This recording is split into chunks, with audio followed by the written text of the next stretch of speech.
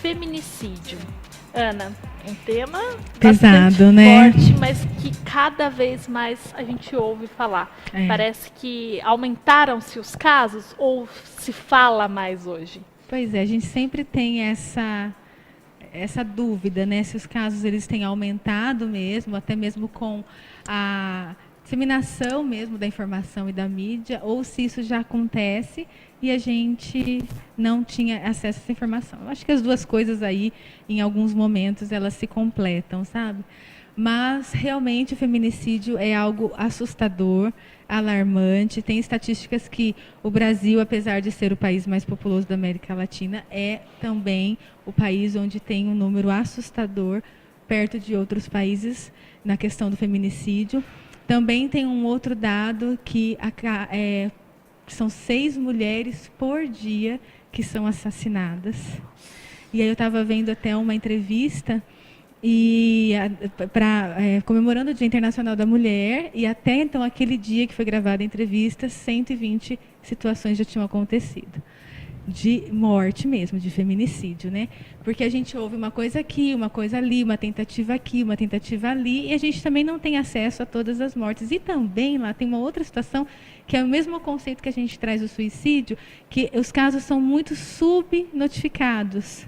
Né, até mesmo a tentativa, as agressões e até mesmo o ato consumado do feminicídio mesmo, porque o homicídio é diferente do feminicídio, né? Tem aí, depois a gente fala um pouquinho, tem um funil aí, e também é uma situação também subnotificada. Então, existe sim um caos nesse sentido, no sentido da violência contra a mulher, né? E Ana, vamos falar então dessa diferença. Eu ia até te questionar realmente isso, né?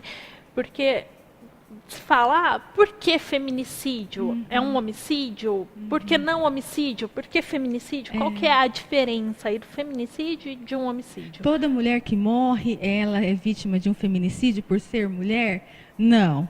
Né? Existem os homicídios, existem as mulheres que morrem vítimas de um homicídio, e as mulheres que morrem vítimas de feminicídio. O feminicídio, o conceito de feminicídio é quando a mulher ela é assassinada dentro de uma violência conjugal, dentro de que a causa desse assassinato seja uma violência conjugal, uma violência aí de poder, né, na relação de poder, numa relação amorosa, e pelo fato dela ter sido aí a mulher e ter sido a pessoa dentro dessa relação de poder frágil aí. Também vem esse conceito da questão mais machista mesmo da sociedade, dessa questão da mulher ser mais subjugada, do cara realmente ter esse poder sobre a mulher. Então, quando o homicídio acontece dentro desse contexto, sim, é tido, e o conceito é o feminicídio.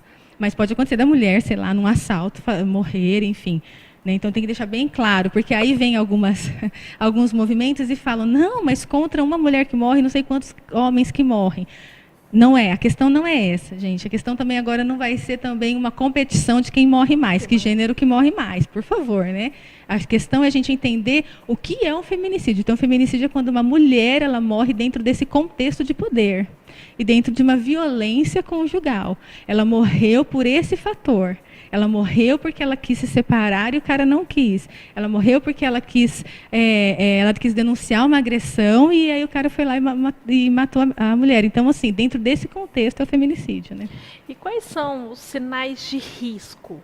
Então, quando entender que uma mulher está correndo um risco? Sim, 90% das mulheres que são assassinadas, elas são vítimas de feminicídio. Dentro de um contexto geral, 90% são vítimas de feminicídio. É um número muito alto. É um número muito alto. Como eu posso, você e as mulheres que estão nos assistindo, entender que nós estamos dentro de um ambiente de risco? Quando nós estamos dentro de um ambiente de violência conjugal. Porque o feminicídio ele vem dentro de uma escala de violência conjugal até esse ato consumado do feminicídio, né? Isso em linhas gerais, mas as estatísticas maiores mostram isso. Por exemplo, quando eu estou dentro de uma relação e eu começo, dentro dessa relação, passar por 3 fases de violência, que é uma fase de tensão, que é quando existe lá aquela situação entre os dois, uma situação que a pessoa denigra a sua imagem, a pessoa te ameaça, a pessoa fala que você não tem capacidade de fazer isso mesmo, porque eu sou melhor que você, porque olha para você quem você é, começa a te denegrir. É uma violência dentro de um âmbito psicológico, dentro de um âmbito moral. Na segunda fase da violência conjugal, entram as agressões mesmo. De fato, potencializam-se as agressões físicas, as agressões morais, verbais, enfim. E a terceira fase, que é uma fase mais difícil de você manejar, é a fase do arrependimento. Onde a parte agressora se arrepende de tudo aquilo que acontece, por isso que a violência ela fica cíclica.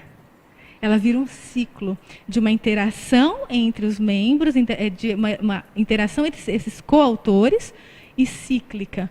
Então, o feminicídio ele vem disso, porque a pessoa fica dentro desse ciclo, chega uma hora que na segunda fase da explosão, chega uma hora que ela vai denunciar, o cara não dá conta disso e ele acaba com esse ciclo dessa forma, com o feminicídio, entende? Ele não consegue parar essa mulher de outra forma, ele para essa mulher desse jeito.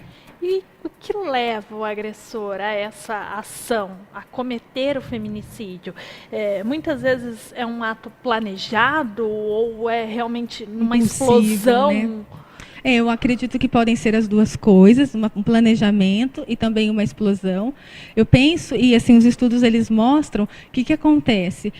Existe ainda dentro da nossa sociedade essa questão machista e dentro de algumas relações algo que as pessoas chamam de conservador e eu penso que é uma coisa machista mesmo, porque a palavra conservador ela dá duplo sentido, né? Então é uma coisa muito machista. Então nós mulheres, a gente caminha aí dentro de muitos anos tentando a nossa independência e infelizmente a sociedade ela não consegue entender esse caminho, ela não consegue dar esse espaço para a mulher. Né? Eu não entro no mérito da questão aqui do feminismo, mas eu acredito que muitas causas é que os homens eles não conseguem entender a independência da mulher por conta de uma visão distorcida de poder. Porque se a mulher se independer, eu vou perder o poder sobre ela. Então, entende a relação como uma relação de poder ainda. Então, uma das causas muito sérias é que essa relação de poder na cabeça do agressor, ela está em ameaça. Então, se eu deixar a minha companheira trabalhar fora, se eu deixar a minha companheira decidir algumas coisas, é porque não sou eu que mando em casa. Se eu deixar ela me deixar, se eu deixar a minha companheira me deixar também, eu não consigo entender a situação porque não fui eu que a deixei, foi ela que me deixou. Então, dentro desse conceito lá, bastante empoderado, bastante machista, também vem a questão do ato consumado do feminicídio, sabe? E Ana, quais são as formas de prevenção e como que a gente pode combater isso?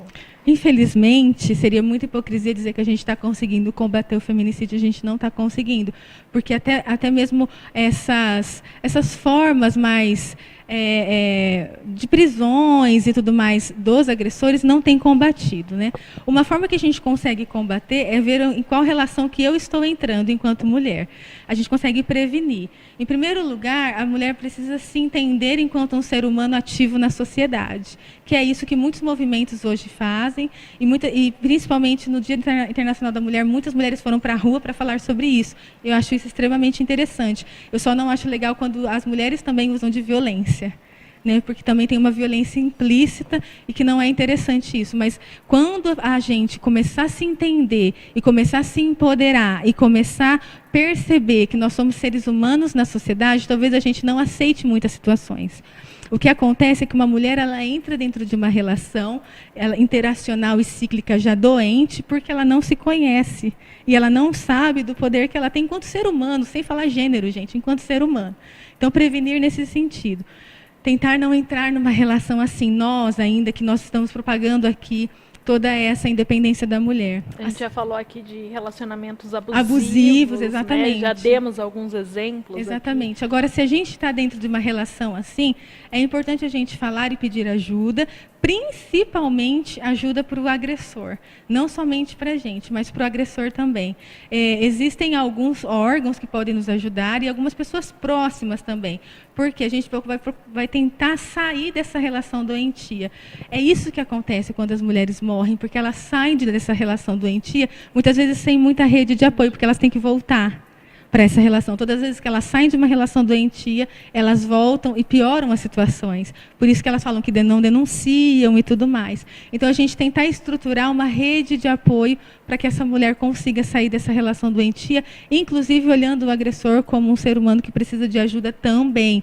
Porque esse olhar dele ser mais machista, dele entender uma relação de poder, é um olhar distorcido que ele precisa de uma libertação desse olhar. Porque muitas vezes ele se entende importante se ele mandar no outro, se ele mandar nela. E não, a importância dele vai além de tudo isso. Então, existem algumas situações que a gente consegue tentar manejar um pouco lá, mas infelizmente hoje ainda tem bastante políticas públicas sendo trabalhadas, e eu vi, além da lei do feminicídio da Maria da Penha, tem outras leis ainda para sair aí, algumas intervenções bem legais. O pessoal está trabalhando nisso, mas o que eu deixo aqui é assim, eu tenho adolescentes, eu tenho jovens no consultório que entram em relações muito doentias. Então, fique esperto. A pessoa começou a impedir você de fazer as coisas, isso não é uma declaração de amor. Eu vi um psiquiatra falando, eu achei o máximo. Quando a pessoa vira para você e fala assim, Laíse, eu não consigo viver sem você. A gente fala, uau, isso não é uma declaração de amor, isso é uma ameaça. Isso dá medo. Ele está dizendo que se ele não viver com você, alguém vai perder aí. Ou você vai embora ou ele. Entende? Então, muitas coisas que a gente entende como uma declaração de amor é uma ameaça implícita já. Então, a gente tem que se ligar para isso. Se atentar a alguns detalhes. Se atentar aos detalhes, com certeza. Ana, sempre um prazer te receber aqui. Muito obrigada por Lá. dividir um pouco do seu conhecimento com a gente. Obrigada, Lá.